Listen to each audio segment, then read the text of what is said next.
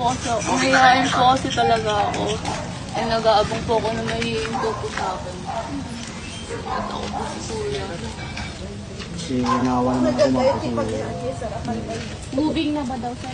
punta ko na sa nagpunta sa station na sumitin ko na yung Wait. Okay. Ay, Ken. Behave. Dapat po talaga ngayon. Kasi wala po akong pera. Gusto ko na po ako sa pinsigan ko po. At wala man ako lalakad na lang. Dapat lumapit ko sa police station. Tulungan ka pa namin. Parang di ko pa naniwala yung friend ko. Paano mo ma-defend yung sarili mo kung natatakot ka o iniwasan mo yung issue?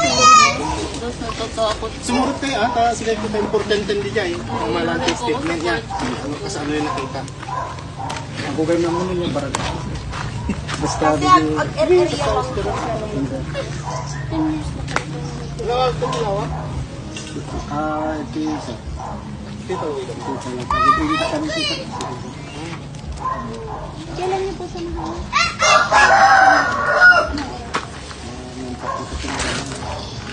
Kabuya yun. Kabuya binuti nga lang sa hindi na maabutan ng clearance mo. Doon na yung buwan.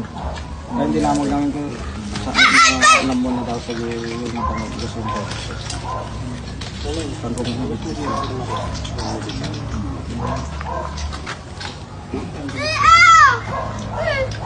Kami lugan din lang pansama ng patrol.